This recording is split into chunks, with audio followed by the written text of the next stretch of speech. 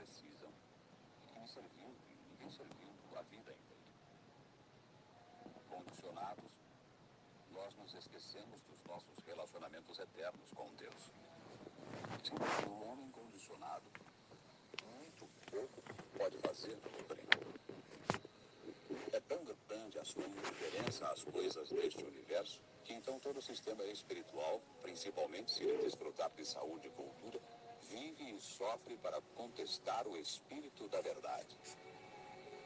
Ele enche seu ambiente com seus maus pensamentos, tornando mais triste este mundo. Esta espécie de homem vamos encontrar no lenhador. Junto a ele, encontraremos os que se julgam em liberdade. Veremos também que os mesmos não passam de cativos da ignorância e da desventura. São os encoraçados dos poderes da terra. E vamos à nossa história.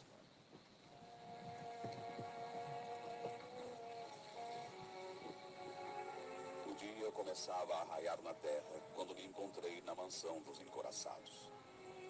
Vi gente que entrava e saía como se fosse uma rodoviária. Nisso passou alguém que me chamou a atenção. O lenhador, um homem de aspecto cansado. E ouvi quando o Amanto disse bem alto: este homem tem um lindo exemplo a contar. Sua história alcança muitos séculos. Ouvindo como eu a narração de Amanto, ele se virou e, batendo a mão em meu ombro, foi me arrastando dali. Meio surpresa, o acompanhei, e ele começou sua narrativa. Veja, minha irmã, o perigo das manias entusiastas. Elas são contagiosas e ninguém se inclina impunemente à beira do abismo da demência. Aqui está uma coisa horrível que vou contar. Então, meio desfigurado, começou a levantar a pedra do seu sepulcro, dizendo: antes, vamos agradecer a Deus a força e a maneira como aceitamos os desígnios de nossa evolução na lei imutável do karma. Sim, a lei de Deus nos faculta que tenhamos cultura nos recursos de nossa inteligência, mas esperando fica a nos proteger em nossas dificuldades, pelo atraso de saber e não fazer. Como é fácil de anotar na individualidade o que criamos na Terra pela ânsia de fazer sem saber. Às vezes, adiantamos uma doutrina e não sabemos expressar o nosso amor. Minha querida Gianeva, tudo começou assim. Eu estava na Terra e em uma linda manhã de sol, saí para o campo para ali receber os seus raios, pois precisava me aquecer. Porém, a natureza, mais uma vez, me entregou uma peça. O tempo mudou e, em vez do sol, veio um terrível temporal que me obrigou a sair correndo de volta para casa. Oh, meu Deus, como sofro ao lembrar, mesmo agora, depois de longos 4 séculos. As árvores dobravam suas copas até o chão. Mal cheguei ao portão e ouvi alguém que gemia, pedindo para entrar. Era uma jovem que, mal enxergando a luz com seus negros olhos, queria também atravessar o portão. Ouvi ao longe os gritos da condessa, minha esposa, e num gesto de cuidados, não deixei entrar aquela jovem, porque sabia que não seria compreendido por Nice, minha querida esposa. Também não disse a ela nada sobre a jovem. O temporal prosseguiu, assim como um furacão, causando destruições naquelas imediações.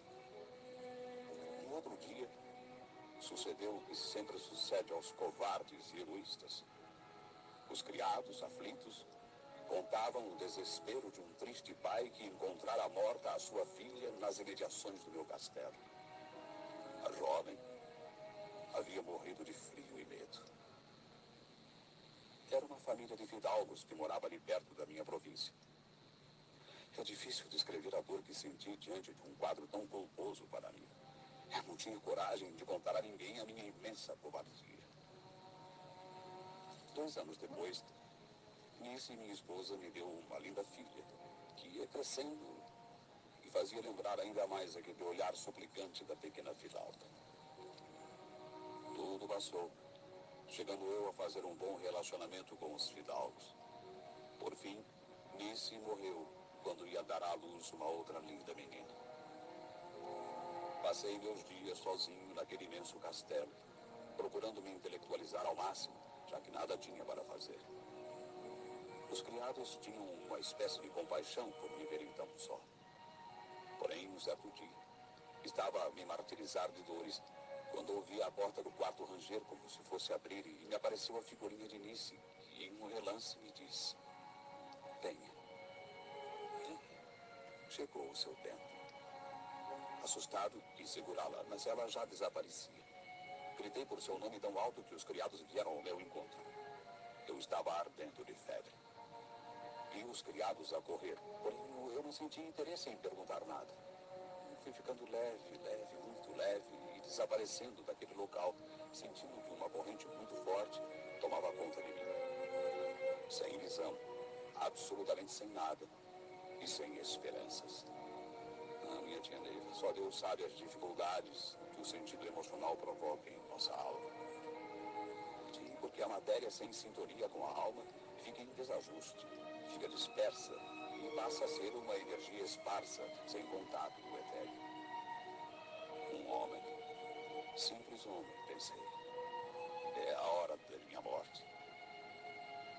Ouvia o movimento dos criados, do médico, e por fim passei a sentir como se levitasse num crepúsculo em um balé de luzes que acendiam e apagavam.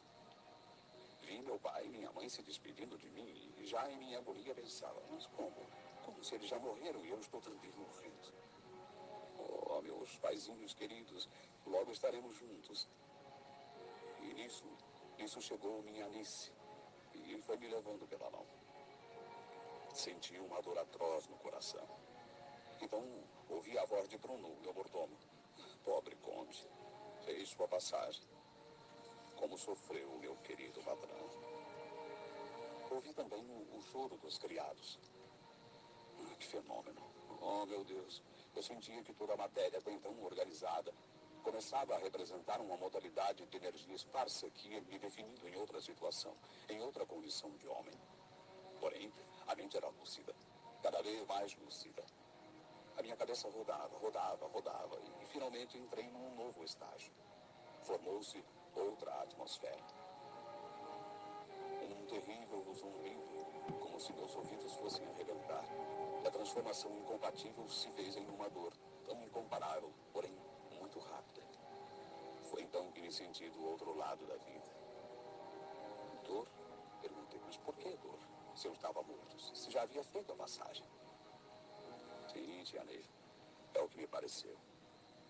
Porém, o deslocamento do plexo físico, o impacto da energia compactada à corrente eletromagnética, é uma dor física tão grande que não tem qualificativos.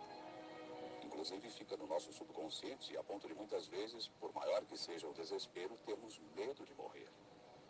É a razão deste tamanho medo de morrer. Dali parti para um novo e desconhecido mundo. Só, mais uma vez, só. E ouvi agora vozes no meu novo mundo como se fosse me instruir para mais outra experiência. Seja o que Deus quiser, pensava sempre comigo, e assim foi me libertando dos meus defeitos.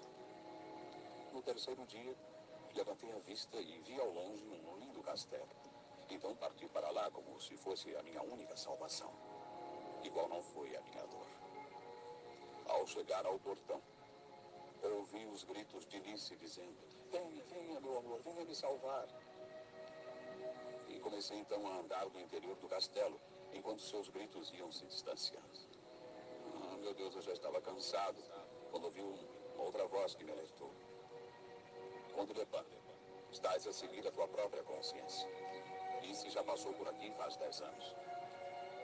Mas, então onde estou? Estás sob o jugo de sua consciência, já disse. Consciência? Eu não me lembro de nada. Diga-me onde estou. Em Pedra Branca, no exílio dos mortos da terra. Daqui partirás. Partirás para uma nova vida. Os teus pensamentos te levarão a mundos que a tua percepção ainda não atingiu. Procure estar atento ao comando universal, porque estás completando o teu retiro e dentro de algumas horas partirás para a terra. Mas como? Eu venho de lá e não deixei ninguém a me esperar. Sim, deixaste os teus criados e terás, portanto, de voltar à terra.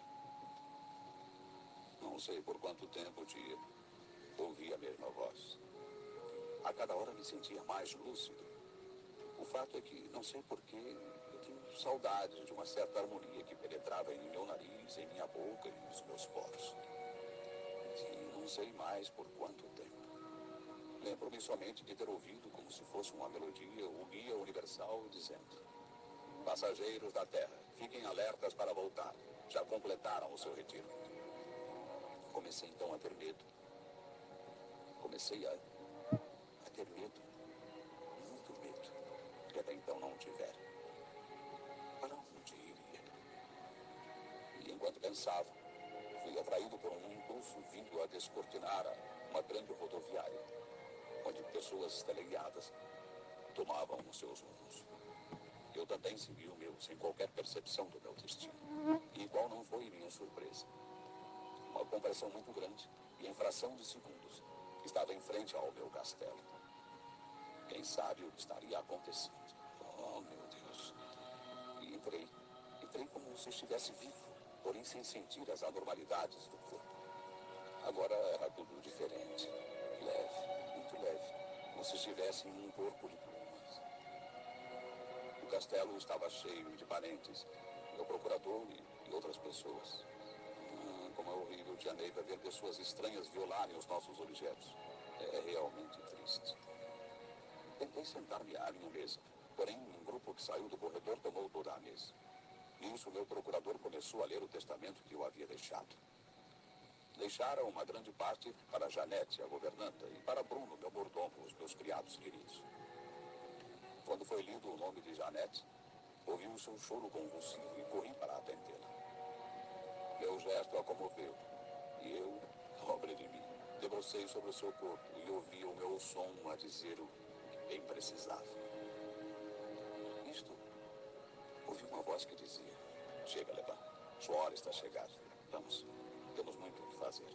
Uma nova vida. Era Germano, o meu guia espiritual. Saí dali sem saber como terminar o meu inventário e também não me preocupei com isso. Uma linda chalana me esperava e saí sem pensar em nada. Se alguém perguntasse o meu nome, eu não saberia dizer. Nuvens espessas cobriam o aparelho. Então, um novo mundo se descortinou em mim. Ressurreição, ressurreição, gritei diante daquele quadro que se apresentava em frente aos meus olhos. Oh, Deus Todo-Poderoso. Saí de um mundo e entrei em outro. E, de repente, comecei a raciocinar. Como seria a minha vida?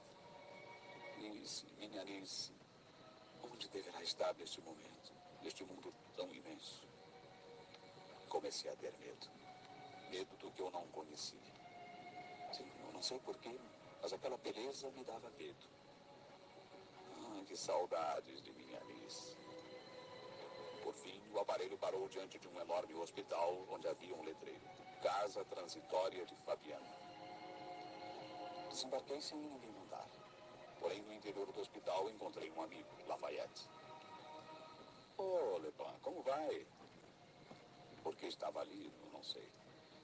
Escuta, você me dá notícias de Nice, minha esposa? Ela passou por aqui há 10 anos. Não tenho nenhum roteiro. Nisto, alguém chamou.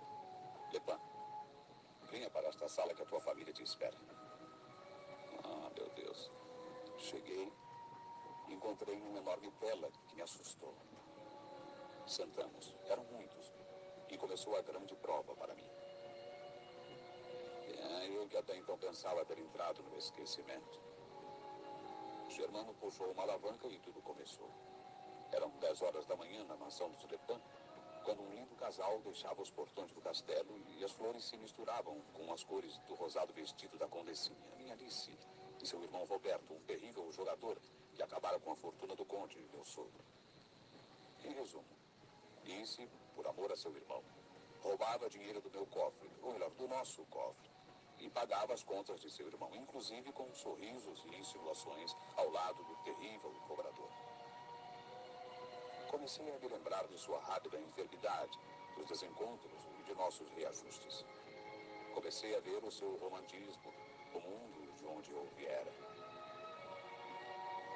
Meu Deus, pensava, como No entanto, eu deixara morrer a pobrezinha de frio e medo para não me lembrá-la.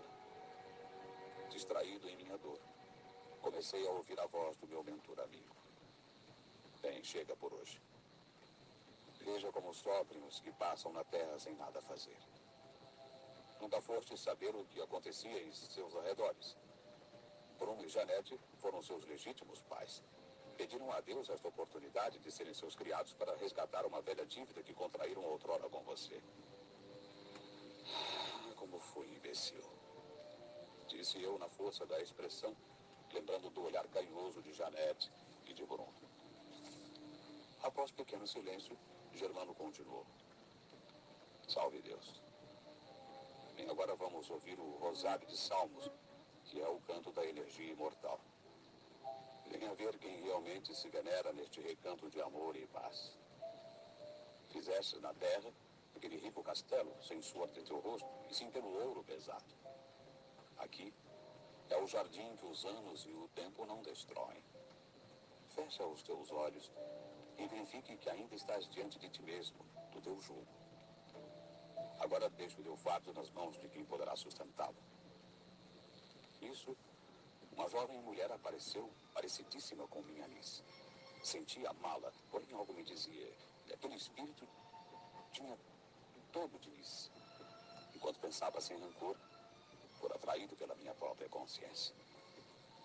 Deixa o teu fardo, Lepan, já lhe disse. Oh, meu Deus, onde eu estaria àquelas horas? A minha pequena cabeça não saía do círculo vicioso, sempre com os mesmos pensamentos. Disse me trair. E eu? Estou na terra, no espaço, ou em que plano? Perguntava. Deveria estar. De repente, um forte abalo me fez alertar. Senti medo da solidão e gritei. Ah, meu Deus! Germano me perguntou com carinho. Mas o que houve, Lepan? Lepan, para estar perto de Deus, só nos basta pensar nas boas obras. Os nossos pensamentos são as nossas asas. E por que então este estrondo?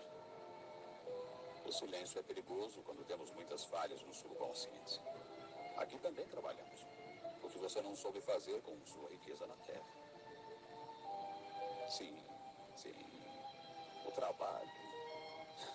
Eu não sei fazer nada. Saberás quando tua alma também souber se entrelaçar a outras almas. Isso, um grito, nos tirou do recinto onde estávamos. Uma mulher pedia socorro. Instintivamente corri para lá. Ah, meu Deus, fui em socorro de alguém pela primeira vez em minha vida. Lepan, somente naquela encarnação fostes tão diferente. Começa em ti a grande luta. Seja verdadeiro contigo mesmo. A sinceridade, quando real, persiste e vence. Todos estes movimentos vêm da natureza universal inferior. Dar expressão a um impulso ou movimento não é o suficiente para uma afirmação religiosa ou doutrinária no caminho da evolução. Deixe que a iluminação te brilhe a alma. O intercâmbio vital não lhe serve mais. Vamos, procura. Não fiques a chorar pelo que não fizeste, e sim procure entoar o teu canto universal. Ah, Deus, é tudo tão delicioso. Como pode, tia? Aquele lindo missionário e um pobre sofredor tão bem coordenados. A cada dia, eu mais me entregava ao trabalho, em missão junto àqueles chegantes, e minha mente ia se desenvolvendo. Tia Neiva, essa história é realmente interessante, digna de ser ouvida. Sim, tia, ainda não terminei. A parte mais interessante vem agora. Salve Deus. Desde que eu estiver ali, jamais sentira que neste dia ou tempo, como marcamos no espaço, sentira. Diferente de tudo que até então sentira. Fiquei à espreita de meu querido mentor Germano e fui prevenindo minha alma. Vamos partir, disse. Vamos porque não tens mais com que pagar a tua estada. Ah, meu Deus. Lembrei-me de que estava fraco e minha perturbação tinha razão de ser. Pensei como devem sofrer aqueles que na terra não têm dinheiro para se alimentar. E fui prevenido por minha alma. Salve Deus. Sim, disse Germano. Este é o Todo-Poderoso. Saímos dali caminhando como se estivéssemos na terra. E caminhamos até cruzarmos com um homem. E Germano perguntou: conheces bem estas imediações? Não, estou foragido, disse ele, apressando-se a distanciar-se de nós. Então Germano comentou que ele vivia há muito tempo naquelas redondezas. Senti um pouco de fraqueza e dor em meu coração. E aqueles pobrezinhos que viviam nas imediações do meu castelo. Ah, meu Deus, eu deixei que morressem de fome. E, no entanto, tudo me sobrava. Tentei mais uma vez afastar o meu remorso, a minha imensa covardia. E Germano me advertiu. Prossegue, vamos, prossegue. Não tentes cair no mesmo padrão vibratório. Aos poucos, tu vais pagando o que deves. E continuamos nossa busca até chegarmos em frente a um enorme albergue. Lá encontramos uma mulher cujas joias a ornavam da cabeça aos pés. Olhei meu traje e Germano observava-me com um leve sorriso nos lábios. A que poderia atribuir o comportamento daquela senhora? Louca, simplesmente louca. E atônito disse: ela não trabalha? Como vive então? Se não me tivessem tirado da mansão de Fabiano, eu estaria sofrendo terrível perturbação por falta de bônus para o meu alimento. E ela como os ganha? Foi ela quem trouxe tudo da terra. Mas como, Germano? Trouxe da terra como? Ficou louco. Explica-me melhor. Sim, te direi. Porém, antes que Germano dissesse alguma coisa, apareceram dezenas de escravas tentando servi-la. Vinham muitas. E ela disse: esperem, um pouco de cada vez. Viu? Elas a obedecem. Foi então que surgiu um casal muito lindo e começou a ser feita uma doutrina. Não sei por quanto tempo demorou aquela solenidade. O fato é que todos ali tomaram um novo rumo sob as bênçãos de Deus. Viste, Lepã? Não podemos julgar os outros pelas aparências. Desta vez, mais do que nunca, os acontecimentos me deixaram confuso. Sentindo fome, muita fome, olhei para cima e vi algo que me deslumbrou. Uma nave muito grande se deslocava no espaço. Para onde iria? Lepã, tenhas cuidado. Uma coisa de cada vez. Por que não procura saber o destino dos escravos, hein? Oh, Jesus, como eu sou distraído. Desculpa-me, irmão, desculpa-me. Sim, Lepã. Enquanto estávamos em harmonia, não podemos expandir a nossa força. Olha, você. Lá no final do albergue tocava uma sirene. Vamos para termos um bom lugar. Sim, vamos. E sempre pensando, onde irei? O que me espera? A senhora das joias não participava.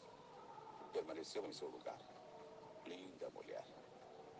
Agora eu podia ver muito bem o que se passava. Ia perguntar, quando duas chalanas se encontraram, um enorme estrondo nos tirou da sintonia, nos removendo para outro plano. Comecei a raciocinar bem melhor e a me preocupar com as coisas que vira e ouvira. Por exemplo, aquela mulher, a sua beleza, suas maneiras. Como a encontrara? Era tudo tão estranho. Para onde vamos, hein? Perguntei. Vamos voltar para o albergue. Estamos em outra estrada? Sim, estamos. Mas por quê? Vamos para outro albergue. Desta vez, enquanto caminhávamos, pensava como era perfeito este universo.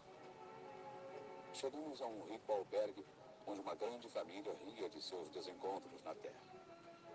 Sem ser notado, fiquei ouvindo. Tive inveja de um certo comentário de uma linda jovem que estava ali e havia sido esposa de um cego cujo destino o levara à mendicância. Logo entrou o ex-cego e ambos se beijaram, abraçados. Ah, meu Deus, tanta simplicidade.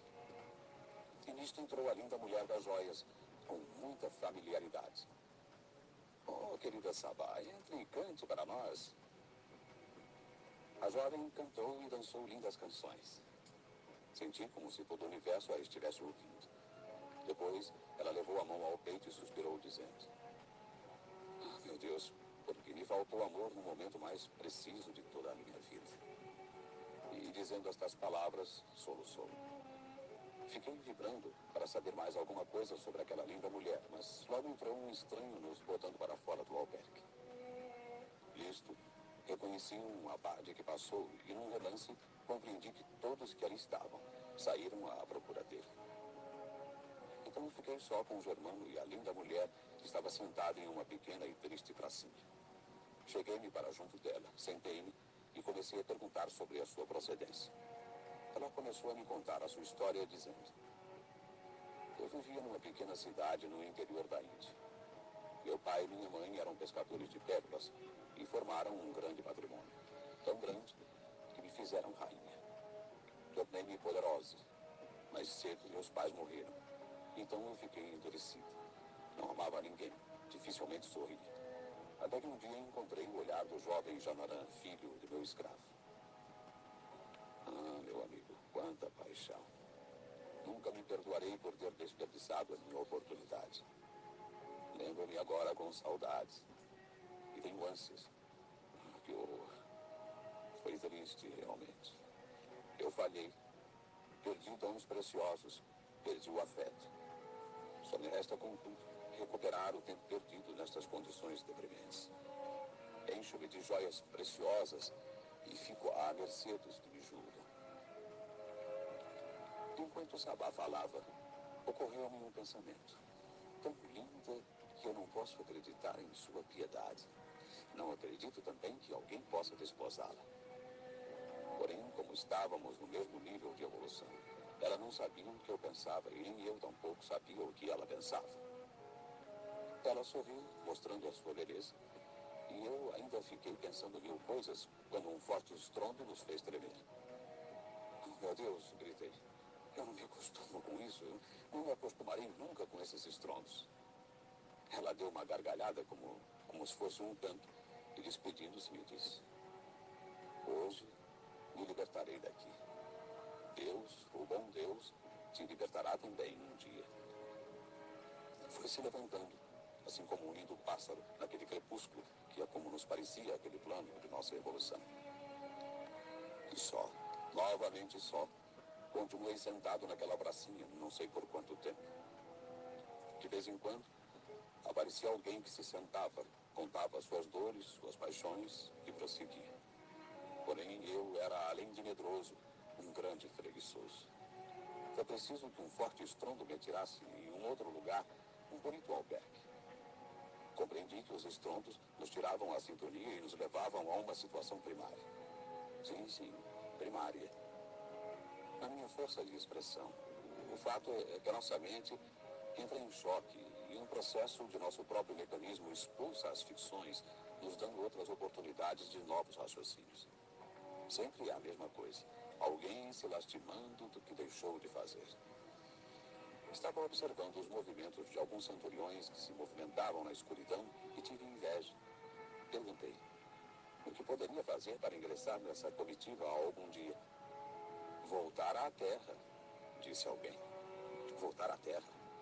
Admirei-me, sentindo nova esperança. Poderia tirar a imagem que tanto me torturava. Não podia ficar ali parado.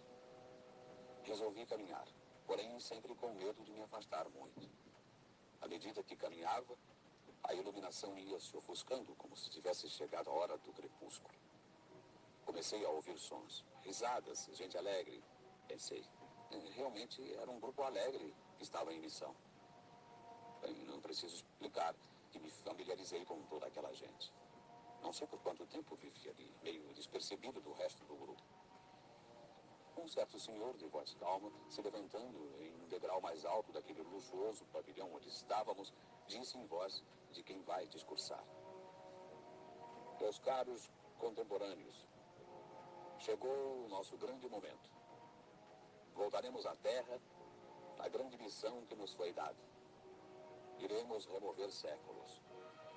Partiremos para uma nova conquista e, mais uma vez, iremos libertar aqueles espíritos e remover novamente este primitivo roteiro e, apontando com uma espécie de lápis, mostrava na grande tela a Terra em seus diversos ângulos. De repente surgiu na tela uma embarcação sobre o oceano tempestuoso, parecendo uma pequena folha prestes a sucumbir nas águas. Em seu discurso, ele dizia o nome dos personagens que futuramente estariam em sua direção. Dizia também que iriam reencarnar em Portugal. "Salve, salve, Lamúrcio! Salve, salve, Lamúrcio!" aclamava o grupo. E veio em minha mente a pergunta: de onde teria vindo este grupo? Essas personagens tão...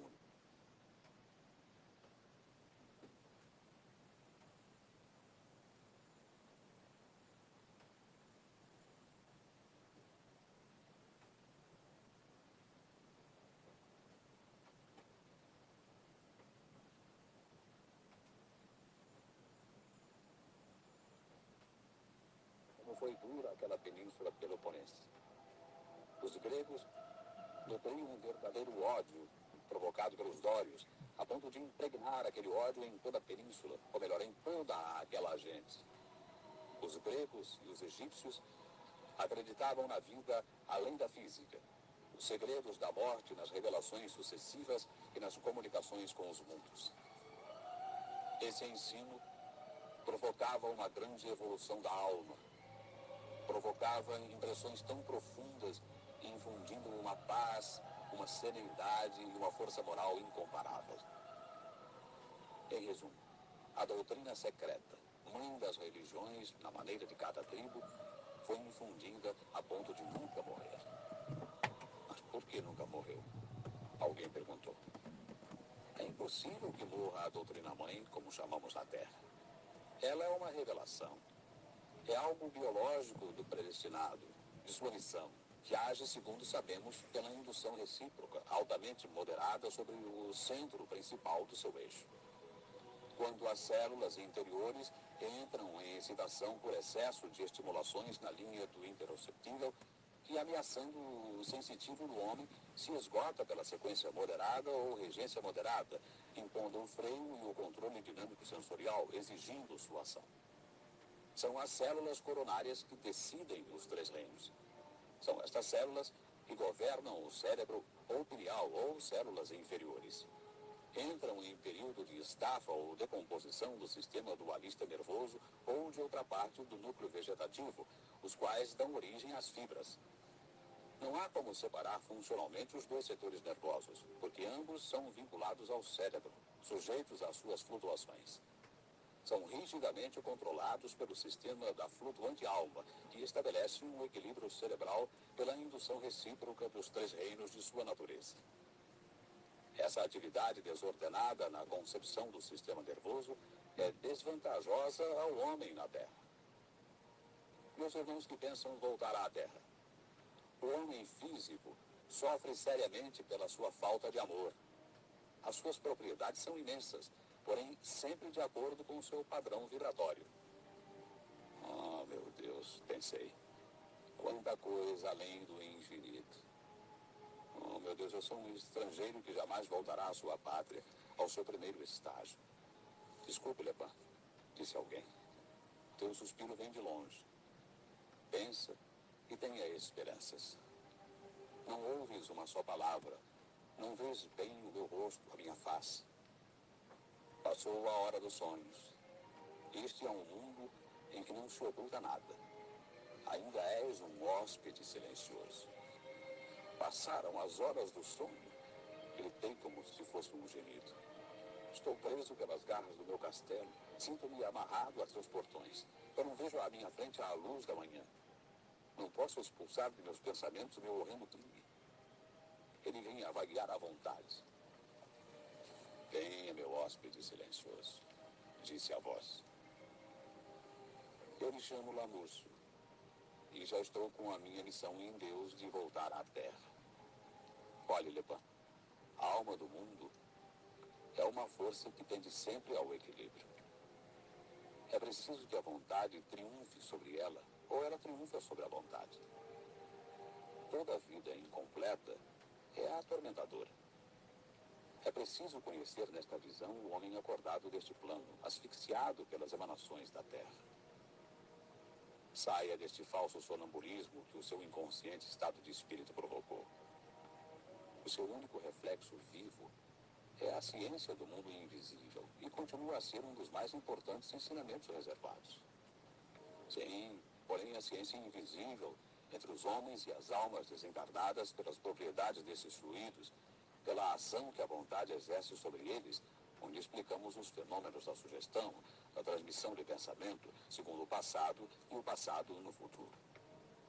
É preciso saber que a vontade do homem modifica também o seu comportamento, a sua razão, os seus amores, os seus impulsos e nos seus desejos. Aqui tens uma natureza, e na terra tivestes outra, bem mais ardente, a que te faz chorar hoje e poderá te fazer rir amanhã. A própria natureza do homem ensina por indução que existe ordem. O ser é substância e vida. A vida se manifesta pelo movimento, e o movimento se perpetua pelo equilíbrio. Assim, o equilíbrio é, pois, a lei imortal. A consciência é o sentimento e a justiça.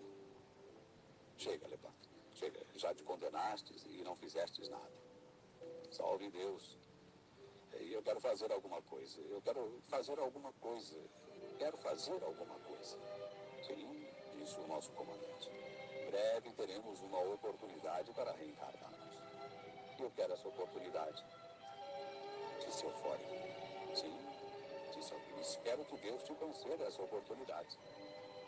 E como sempre, um grande estrondo nos tirou da sintonia. E, de repente, estávamos em outro local. Lembrei-me de Germano. Nossos pensamentos são como as nossas asas. E ali estava ele, parecendo estar à minha espera. Ele me falou. Como? Então já pensas em partir para a Terra? Sim, penso. E mais? Vou com um grupo que, segundo me informaram, parte para uma grande conquista. É um compromisso muito grande. Recebestes alguma coisa? Não. Estou com muita fome. Onde vamos, hein? Para o albergue de Nanã. Lá você não sentirá mais fome. Por quê? Porque lá existe trabalho. Sim, porém na terra eu comia e não trabalhava. Lepan, esta missão é perigosa. Hoje a sua mente está muito pesada. Porém, tão logo se acerte, tudo estará bem. Vais ter prazer em viver aqui fazendo a caridade. Saibas que as imperfeições da vida não se corrigem através da meditação, porque a alma não entra em atividade normal aqui, neste terceiro plano, onde nos encontramos. Salve Deus. Vamos continuar nossa jornada. De repente, chegamos a um lindo albergue. Bateram palmas à nossa chegada. Foi emocionante. Muitas pessoas comentavam assuntos diversos. E eu, sem sentir, comecei a participar como se eu estivesse há muito tempo naquele ambiente. As horas alegres e as horas tristes terminavam de uma maneira que me deixava realizado. Voltei para o albergue de Matozinho, onde já estava bem familiarizado. Estava sentado em uma pracinha quando ouvi terrível algazarra e em seguida um estrondo. Só restou o Germano, que veio falar comigo. Oh, Lepan, venho despedir-me de ti. Para onde vais? Perguntei. Eu vou para a Terra. Para a Terra? Mas como? Como? Desde que a Terra libertou o Homem-Pássaro, nunca mais evoluiu. O Homem-Pássaro veio logo depois dos Equipmans. Eles vieram na força da Era. Dizem que se transportavam de um lado ao outro e foram esses homens que se afastaram de Deus, deixando a vibração da Terra na pior sintonia. Se não fossem aqueles homens, a Terra estaria melhor. Eu não estou entendendo muito esta sua narração. Por acaso não estás com algum cobrador a te vibrar, não? Sim. Se vais para a Terra. Não, Lepan, não. Eu vou para a Terra, já te disse. Porém, as vibrações não estão me atingindo. Eu estou falando dos homens pássaros, porque eu fui um deles, e tu também. Por que fostes assim tão egoísta quando estiveste por lá, hein? Eu? Eu não me lembro de nada, mas de nada mesmo. Bem, vamos para a Terra. Aproveite, pois os tempos vão chegar em que as oportunidades irão ficar muito escassas. Não tenho coragem enquanto não me esquecer da jovem Inara. Só esquecemos quando pagamos os nossos débitos. Eu sou realmente um preguiçoso. Fico de um lado para o outro sem me preocupar. Depois, como irei escapar? Pensei. E com esses pensamentos, nos despedimos. Estávamos, meus filhos, a 30 de outubro. E eu me levantei com 1000 pensamentos. Quando ouvi os aplausos de todo o povo reunido, alegre, sem saber o que me vinha na alma. Mas atônito, mais desequilibrado, me mantive sem demonstrar o que sabia do futuro daquela gente.